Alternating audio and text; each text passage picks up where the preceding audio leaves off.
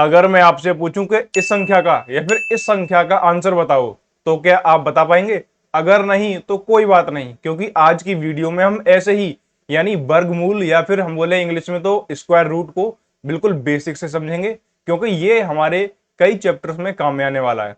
इसलिए वीडियो को लास्ट तक जरूर देखना। नमस्कार दोस्तों, मेरा नाम है आर्यन सक्सेना और आप देख रहे हैं वेदार्य एकेडमी। देखिए, ये हमारे बेसिक सीरीज का 10th लेक्चर है। इससे जिससे पहले 9th वाला लेक्चर था, उसमें हमने वर्ग यानी स्क्वायर को पूरा बेसिक से सबको समझा था।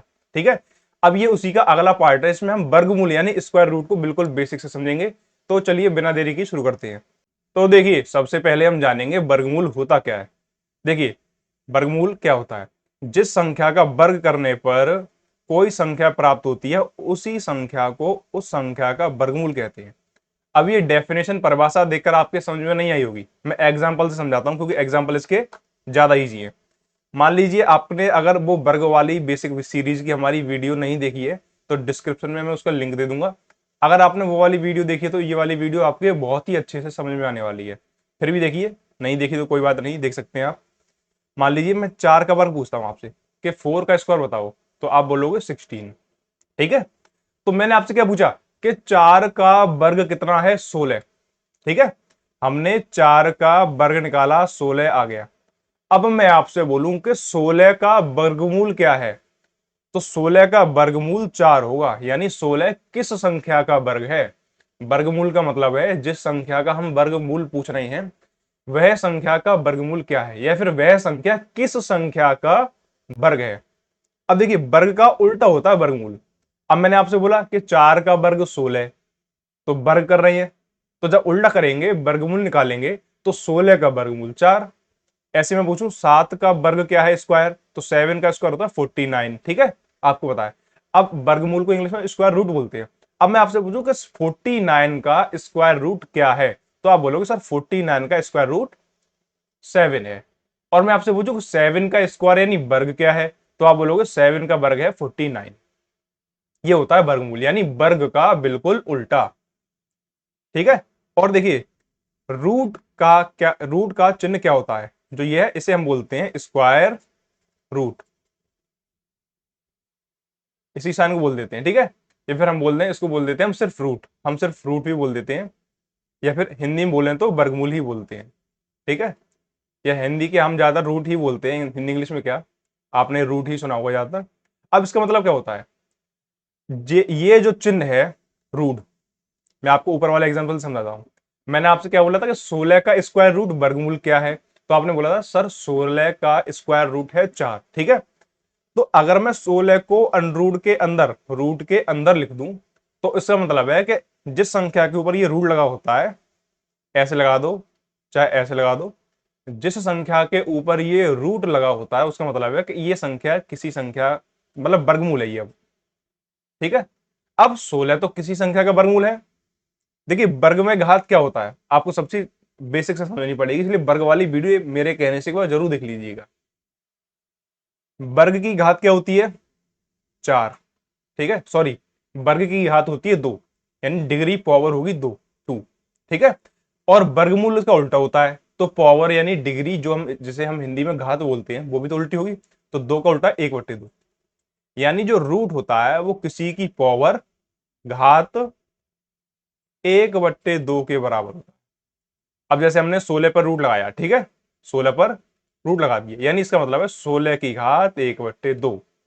जो रूट का साइन है वो हमारा घात 1/2 डिग्री 1/2 के इक्वल होता है। अब रूट का मतलब क्या होता है? रूट का मतलब होता है कि इस रूट के अंदर जो संख्या लिखी है वो किसी मतलब वर्गमूल है वो। अगर सिर्फ मैं 16 लिख दूं तो 16 तो सिर्फ संख्या है, लेकिन रूट में 16 लिख दिया यानी ये वर्गमूल है। अब आपको पता है कि 16 तो 4 का वर्गमूल है सर, है ना, अभी मैंने आपको बताया था। तो हम क्या करेंगे? देखिए, रूट के अंदर 16 की जगह हम 4 का स्क्वायर यानी 4 का स्क्वायर लिख सकते हैं। अब हमने 16 की जगह पे 4 का स्क्वायर लिख दिया।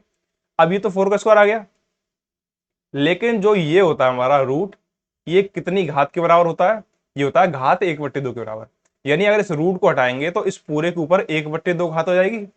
ठीक है, अब 1/2 घात आ गई तो 4।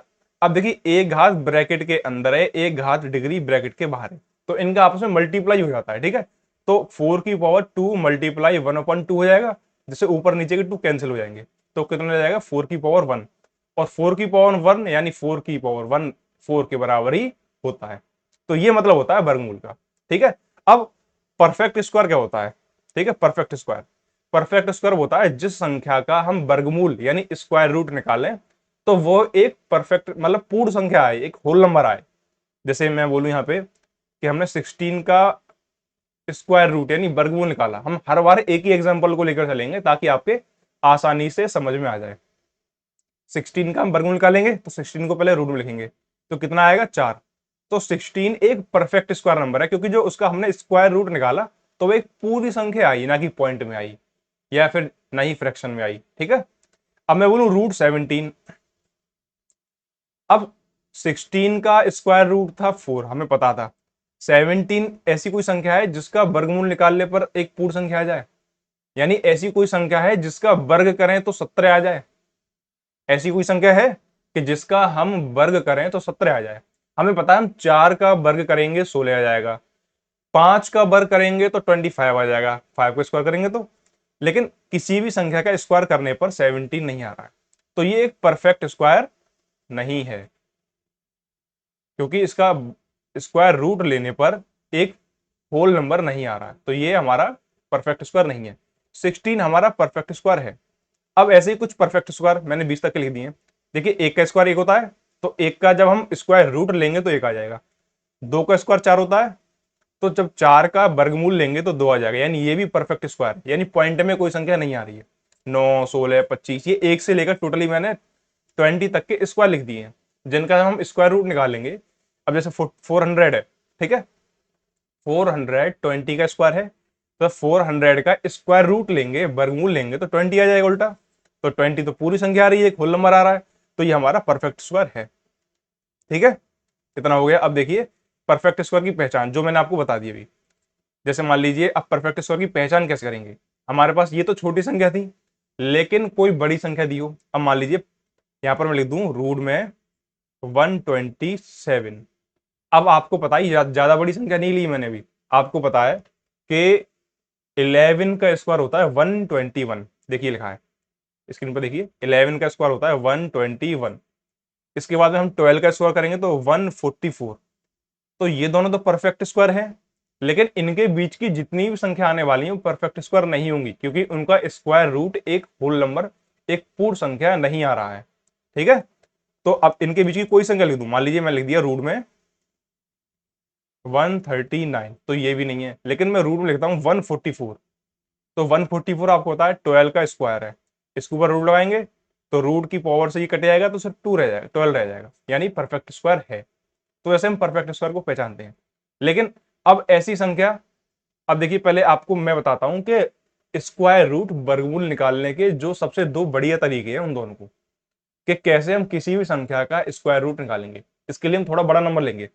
हमने मान लीजिए ले लिया 72225, हमने एक ही बड़ा नंबर ले लिया, मैं ठीक से ले देता हूं 7225।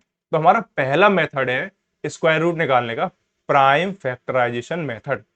इसमें हमें जिस भी संख्या का स्क्वायर रूट निकालना है, वर्गमूल निकालना है, उस संख्या के हम पहले फैक्टर करेंगे यानी गुणनखंड करेंगे। तो 7225 है, इसके पहले गुणनखंड करो। ठीक है, तो लास्ट में 5 है तो ये संख्या 5 से डिविजिबल है, यानी 5 से डिवाइड करो। 5 1 5, 2 2 5 4 20, 2 2 5 4 20, 2 5 5 5 25। 5 से चला गया, अब लास्ट में 5 आ रहा है तो फिर हम 5 से ही करेंगे। 2 बार जाएगा, आपको गुणनखंड करने तो आते होंगे। 2 बार गया 4 4, 8 बार गया 4 5 9 बार गया। अब ये आ गया 289। अब देखिए 289 क्या है, यहां पर देखिए 289 ऊपर है परफेक्ट स्क्वायर में, ये 17 का परफेक्ट स्क्वायर है। तो इसको हम, और 17 एक अभाज्य संख्या है, तो अभाज्य संख्या से डिविजिबल होती है, आपको पता है क्योंकि मैंने पहले चैप्टर में पढ़ा रखा है। तो 17 से 289 में 17 बार जाएगा और 17 से जाएगा 1 टाइम्स। ठीक है, अब हमारे फैक्टर्स क्या आए 7 20 25 के फैक्टर आए 5 मल्टीप्लाई 17 मल्टीप्लाई 17। तो इसमें क्या करेंगे, अब इसका मल्टीप्लाई कर देंगे इन सभी संख्या को, तो वापस लौट के यही नंबर आना है, हमारा वर्गमूल तो नहीं आएगा। अब वर्गमूल कैसे निकालेंगे, इसमें एक जैसी संख्याओं के सेम नंबर्स के पेयर बना लेने हैं, जोड़े। जैसे 5 का दो संख्याओं को जोड़ा बनाना है, एक जैसी दो संख्याओं का। 5 का जोड़ा बन गया, पेयर बन गया, तो इसको हम एक बार लिखेंगे सिर्फ 5 को। ऐसे मल्टीप्लाई 17 का एक पेयर बनना है, जोड़ा बनना है, तो इसको भी हम एक बार लिखेंगे 17। अब इन दोनों संख्याओं को मल्टीप्लाई कर देंगे। 17 5 जा 85, यानी जो ये संख्या है 7225, ये 85 का स्क्वायर है। और मैं बोलूं कि 7225 का वर्गमूल 85 है। ऐसे निकालते हैं। अब मान लीजिए सर आप बोलो कि हमारे फैक्टर्स ही आए 5 × 5 × 5 × 17 × 17। तो देखिए, एक तो पेयर हमें ये मिल जाएगा 5 का, एक 5 हमारे रह गए, उसे छोड़ दीजिए। 17 का एक पेयर मिल जाएगा ये। तो क्या ये एक पूर्ण वर्ग संख्या होगी? अगर हमें जिस संख्या का स्क्वायर रूट वर्गमूल निकालना है और वो एक पूर्ण वर्ग परफेक्ट स्क्वायर है, तो उसमें ऐसे पूरे पूरे पेयर बनेंगे। ऐसे ये बीच में 5 बच गया अकेला, ऐसे नहीं बचेगा। या तो यहां पर एक और 5 आ जाएगा, जिससे 5 5 का एक और पेयर बन जाएगा, तो एक 5 यहां पर और बढ़ जाएगा। ठीक है, अगर परफेक्ट स्क्वायर है तो कभी भी या तो हमसे फैक्टर करने में गलती हुई है, ठीक है, परफेक्ट स्क्वायर है, नहीं तो ऐसे पेयर बनेंगे। पेयर के अलावा अकेली कोई संख्या नहीं बचेगी। ठीक है, तो ये तो होगा हमारा प्राइम फैक्टराइजेशन मेथड। अब इसका सेकंड मेथड होता है लॉन्ग डिवीजन मेथड, जो कि मेरा फेवरेट मेथड है। अब इसी क्वेश्चन को हम इस मेथड से करेंगे, 7225। अब इसको करने का तरीका क्या है, एक सेकंड थोड़ा नीचे लिखता हूं यहाँ पे, 7225। अब इसको करने का तरीका क्या है, इसमें हम पहले लाइन करेंगे, इसको बोलते हैं लॉन्ग डिवीजन मेथड। ठीक है, इसमें लाइन थोड़ा ऊपर करेंगे और लाइन को करेंगे ऐसे। ध्यान से देखिएगा मैं कैसे कर रहा हूं। ठीक है, अब इसके बाद में क्या करेंगे, जो 7225 लिखे हैं उसके पेयर बनाएंगे। किस तरफ से? लेफ्ट साइड से, जिस तरफ से हम जोड़ना घटाना शुरू करते हैं, लास्ट वाली संख्या उस तरफ से। आपको दो दो संख्या के जोड़े बना देने हैं। एक तो ये जोड़ा बन गया, एक ये बन गया। ठीक है, अगर मान लीजिए 5 संख्या होती हैं, आप बोलोगे सर 6 होंगी तो एक पेयर और बन जाएगा। अब मान लीजिए यहां पर 1 और होता, ठीक है, तो उस लास्ट वाले पेयर में वो अकेली संख्या आती। ठीक है, जरूरी नहीं है कि यहां पर पूरे पूरे पेयर बने। अब यहां पर क्या करेंगे, हम जैसे डिवीजन करते हैं ऐसे ही हम उसमें एक बार में एक संख्या उतारते हैं। ठीक है, इसमें आपको एक बार में पहले तो पूरा का पूरा पेयर उतारना पड़ेगा, जोड़ा। अब पहले जोड़े में ये कितने 72 है, तो सबसे पहले आप देखना स्क्वायर, कि ऐसी कौन सी संख्या का स्क्वायर है कि जिसका स्क्वायर या तो 720 मतलब 72 आ जाए, 72 आ जाए। ऐसी कौन सी संख्या है जिसका वर्ग करने पर 72 आ जाए, या फिर उसके पास वाली उससे छोटी संख्या आ जाए। अब देखिए, हम 7 का स्क्वायर करेंगे तो 49 आ रहा है। ठीक है, 8 का स्क्वायर करेंगे तो 64 आ रहा है, 9 का स्क्वायर करेंगे तो 81 आ रहा है। ठीक है, तो 81 तो 72 से बड़ा हो गया और 64 छोटा हो गया, लेकिन सबसे पास वाली छोटी संख्या यही है। यानी 8 के स्क्वायर का यूज होगा इसमें, 8 के वर्ग का।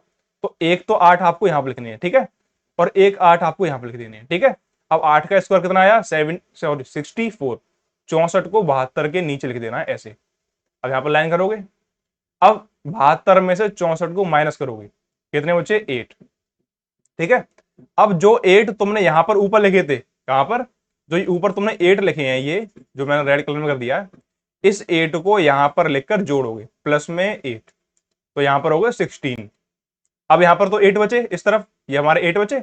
अब क्या करोगे, अब इसमें आपको जो अगला पेयर है वो उतार लेना है, पूरा का पूरा पेयर, ना कि एक संख्या। अगले पेयर में 25 है तो 25 को उतार लो। ठीक है, अब यहां पर हो गए हमारे 825, 825, और इस तरफ हो गए जोड़कर 16।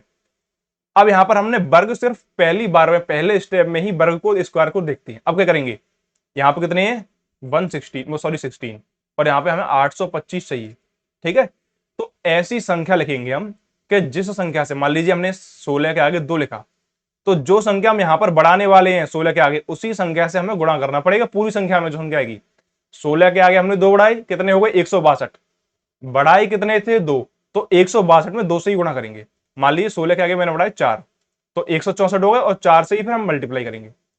अब हमें देखना क्या है कि हमें 16 के आगे एक ऐसी संख्या बढ़ानी है कि जिस संख्या को बढ़ाने पर या तो इतने पूरे आ जाएं 825, या फिर इससे इसके पास वाली इससे छोटी संख्या आ जाए।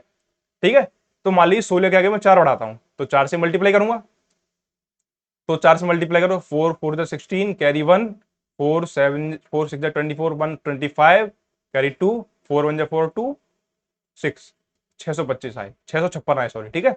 यानी 4 से नहीं आ रहा, एक बार 5 16 के आगे हम 5 बढ़ाकर देखेंगे। 5 बढ़ाएंगे तो 5 से मल्टीप्लाई करेंगे,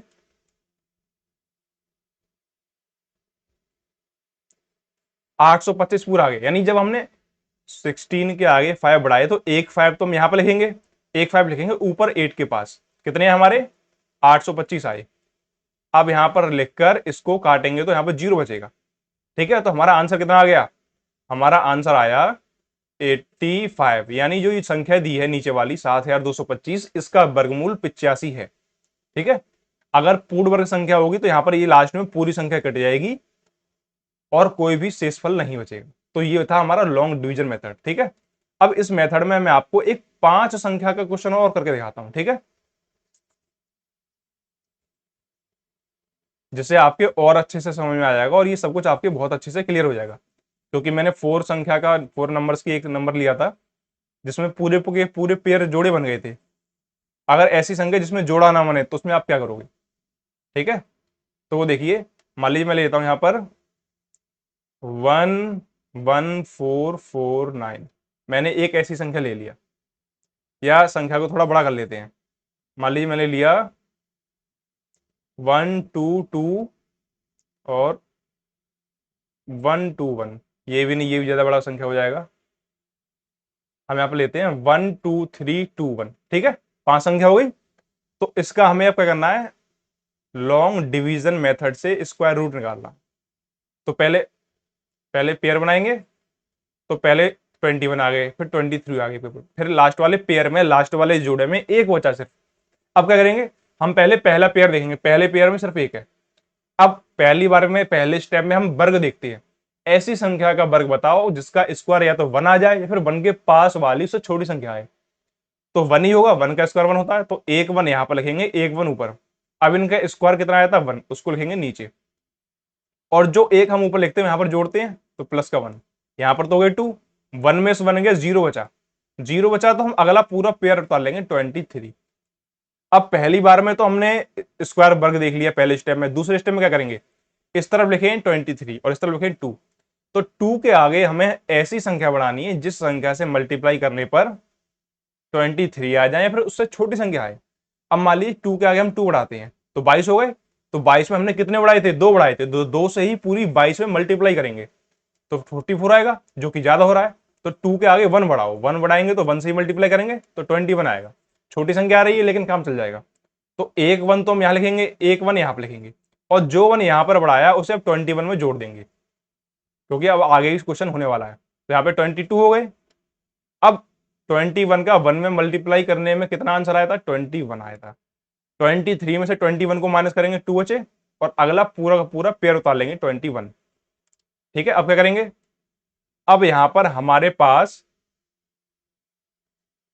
कितने हैं, 221 है एक तरफ, और एक तरफ है 22, कितने 221 और 22। तो 22 के आगे हम ऐसी कौन सी संख्या बढ़ाएं, मान लीजिए हमने 3 बढ़ाने पड़े तो 3 से मल्टीप्लाई होगा। तो ऐसे ही हमें 22 के आगे कौन सी संख्या बढ़ाएं जिससे मल्टीप्लाई करने पर या तो 221 आ जाए या फिर उसके पास वाली संख्या है। तो मान लीजिए हम 2 बढ़ाते हैं पहले, तो 2 से मल्टीप्लाई करेंगे 222 में, तो 444 आएगा, जो कि बहुत ज्यादा हो रहा है। तो 22 के आगे एक बढ़ाओ 22 के आगे, तो 1 से मल्टीप्लाई करेंगे क्योंकि हमने 1 बढ़ाया है, तो 21 ही आएगा। यानी जब यहाँ पर 1 बढ़ाएंगे तो वही 1 को हम यहाँ पर लिखेंगे, और 221 आ गया और पूरा कट का 0 हो गया। तो हमारा जो 12,321 था उसका वर्गमूल निकल कर क्या आया, 111। ये तरीका है लॉन्ग डिवीजन मेथड का, जो कि मुझे प्राइम फैक्टराइजेशन मेथड से पर्सनली इजी लगता है। आप दोनों मेथड यूज करिएगा, ठीक है। अब देखिए एप्रोक्सीमेट स्क्वायर रूट, ऐसी संख्या जिसका परफेक्ट स्क्वायर नहीं है लेकिन स्क्वायर रूट तो उसका भी निकालना पड़ता है। जैसे √2 का स्क्वायर आता है 1.414, और √3 का स्क्वायर होता है 1.732, ऐसे ही √10 का स्क्वायर होता है 3.15। ये वैल्यूज आप याद रखिएगा क्योंकि ये परफेक्ट स्क्वायर नहीं है लेकिन ये वैल्यूज सवाल में काम में आ जाती है कभी कभी। अब मान लीजिए मैं लिख रहा हूं रूट में 17 या 18 लिख दिया मैंने, तो 18 किसी संख्या का वर्ग है, नहीं है, यानी ये परफेक्ट स्क्वायर नहीं है। लेकिन इसका जब वर्गमूल लेंगे तो कुछ तो नंबर आएगा। अब देखिए इसका तरीका क्या है, ये 18 है तो इसके पास वाले आगे और पीछे वाले परफेक्ट स्क्वायर देख लो। इसके पीछे परफेक्ट स्क्वायर आता है 16, जो कि 4 का स्क्वायर है। ठीक है। इसके बाद में आता है 25 जो कि 5 का स्क्वायर है, और ये 18 है, तो ये इन दोनों के बीच में ही तो है, बीच में है, तो इसका जो वर्गमूल आएगा वो भी 4 और 5 के बीच में ही होगा। ठीक है। अब 4 तो आ गया, लेकिन पॉइंट में आएगा, अभी 4 से कितना ज्यादा है, 2 ज्यादा है, 4 16 से 2 ज्यादा है, तो अब 2 में क्या करोगे, तो 2 के हिसाब से आप ऐसे पॉइंट में मान लेंगे। अब √2 का मान कितना आता है, 1.414, तो अब पॉइंट के बाद में 14 शायद बढ़ा सकते हैं अंदाजे से, 0.14। इस तरीके से आपको अप्रोक्सीमेट निकालना है। मान लीजिए रूट में अभी 10 है, √10, तो √10 9 का स्क्वायर आता है 3 स्क्वायर रूट, और 16 का आता है 4, तो ये 10 है वो इन दोनों के बीच में ही तो है, तो इसका स्क्वायर रूट भी 3 और 4 के बीच में होगा, लेकिन ये 9 के ज्यादा पास है, 10 9 के पास है, तो इसका रूट देखो 9 का 3 से स्क्वायर रूट थोड़ा ही ज्यादा है, 3.15। इसी तरह से हमने इसका मान के 4.14 कर दिया अंदाजे से। ठीक है। और आपको प्रॉपर बताने के लिए एक तरह कोई जरूरी नहीं है, क्योंकि इनकी जरूरत कम पड़ती है। तो ये तो हमारा था स्क्वायर रूट वाला चैप्टर। अब मैंने आपको सब कुछ सिखा दिया, तो अब मुझे कुछ क्वेश्चंस के आंसर आपको किसी भी मेथड से निकालकर मुझे कमेंट सेक्शन में देने। एक तो हो गया हमारा 9216, ठीक है, एक क्वेश्चन होगा इसका स्क्वायर रूट वर्गमूल आपको निकाल कर बताना है। एक आपको बताना है मुझे 1925 का, एक आपको बताना है 5625 का, और एक आपको बताना है मुझे 1 2 3 4 3 2 1, अगर पॉसिबल हो तो इसका भी। अगर इसका बता दिया तो आपको ये वीडियो पूरी अच्छे से समझ में आ गई और आपने इसकी प्रैक्टिस भी की है। तो स्क्वायर रूट में बेसिकली यही जो चीज होती है जो आपके काम में आने वाली हैं। तो फिर आज की वीडियो में इतना ही, यहीं पर वीडियो को विराम देते हैं। अगर ये वीडियो आपको अच्छी लगी हो तो इस वीडियो को अपने दोस्तों के साथ शेयर कीजिए जिनका बेसिक कमजोर है। और हाँ, हमारी बेसिक सीरीज का 10th लेक्चर है, जैसा कि मैंने आपको बताया था, तो उसका लिंक भी मैं डिस्क्रिप्शन में ही दे दूंगा, जहां से आप पूरी बेसिक सीरीज की प्लेलिस्ट को चेकआउट कर सकते हैं।